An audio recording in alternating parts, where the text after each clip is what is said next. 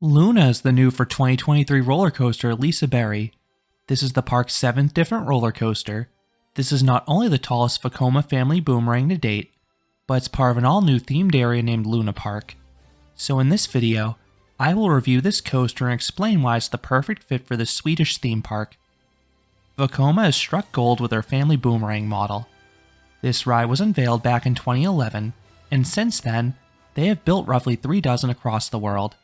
It's not hard to see why the model is popular. The shuttle design allows the coasters to occupy smaller footprints for the parks, while offering an exciting backwards dynamic for guests. Lisa Berry opened the tallest such coaster in 2023. Luna stands 110 feet or 33.5 meters tall, and it feels even taller because it was placed at the highest point of Lisa Berry Hill. While you can see the coaster from the bottom of the hill, it has a much bigger presence from within the Luna Park area. This land pays homage to classic amusement parks. It's an energetic area with bright lights and lots of movement. Luna plays a big part of that, as the layout circles around the land. You'll hear screams of delight as trainloads of happy riders zip by. The coaster's presentation does not stop there. It also has a nice looking station with some astronomy equipment, plus a whimsical I'm a Score soundtrack. Ever since opening, this has had one of the longest waits at Lisa Berry day after day. This is for 3 reasons. 1. It's new. Everyone wants to try the newest ride. 2. It is very accommodating. It does enough to appeal to adults, while also having a super low height limit, meaning kids can ride this at a young age. 3. It has low capacity. That is probably the biggest Achilles heel with this model. Because of the shuttle nature, this coaster can only run one train. That train has 10 rows, each seating 2 riders, so the train holds a maximum of 20 riders per cycle.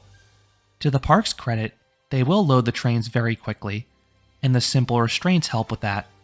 You have just a U-shaped lap bar and no secondary restraints. I find them quite comfortable, but I could see the cars becoming quite snug for taller guests. So how can you beat the crowds? There are 4 ways to do so. First, use the park's free virtual queue system. You can book return times on the park's app for several rides, including Luna. You can book one attraction at a time. You get a 10-minute window to return to the ride, and you will be greeted with no more than a 5-minute wait upon arrival. Second, head there towards the end of the night. A lot of kids will have gone home early, plus you get to see the lights of Gothenburg and the park down below. Third, head here early. Since the ride is located atop the hill, not many people make this their first stop. Fourth, stay at the park's Grand Curiosa Hotel.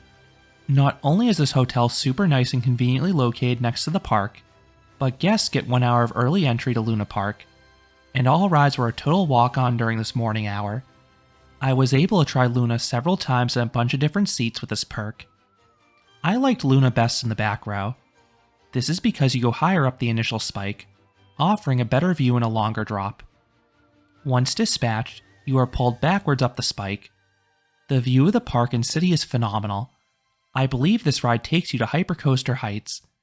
This is because you have the 11-story height of the ride itself, plus the 9-story height of Lisa Berry Hill. As you approach the top, you may want to brace yourself. The train abruptly jerks you, which will uncomfortably toss you forwards. I don't remember this being as much of an issue in other family boomerangs. Shortly after that occurs, you head down the first drop. This drop doesn't have the stomach drop of a full-size boomerang, but it does build good speed. After flying through the station, you cruise over a bunny hill. This hill gives a little floater airtime in the rear rows, but don't get used to it. That's the only airtime anyone can experience on this ride. Next comes an S-hill. While the element itself doesn't have much force to it, the visuals are excellent. The element is placed at the edge of the hill, so you can see the whole park beneath you. This leads to another bunny hill running parallel to the edge of the hill, so if you look to your left, the great view continues. You then gently hop upwards and then coast into a 90-degree spike. The back of the train doesn't really go up the spike at all. The front maybe goes halfway up, but it feels like you go higher while on ride, so those riders get a smidge of weightlessness towards the front. You then complete the course in reverse. The hills are even slower and milder this time, but it's a great introduction to backwards coasters for kids, and you get more time to appreciate the views down the hill. You then return to the station and come to a stop, ending the coaster. The track covers just 794 feet or 242 meters, but because of the shuttle nature, the track length is double that, resulting in a much more respectable ride duration. Last but not least, let's talk about the ride's smoothness.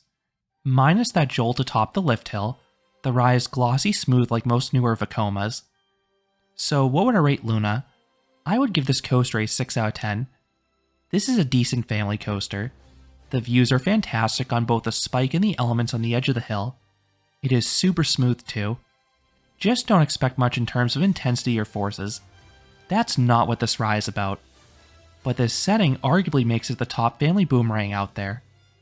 I think this is the perfect bridge coaster for guests wanting something more extreme than Ribalder, but something a bit less long and intense than Lisa Berry Banan.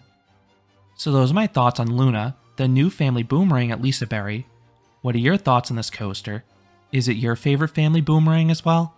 Let me know down in the comments. If you enjoyed this review, I would appreciate it if you gave this video a like, and you consider subscribing, because there'll be a lot more roller coaster and amusement park videos here at Canopy Coaster. Thanks for watching.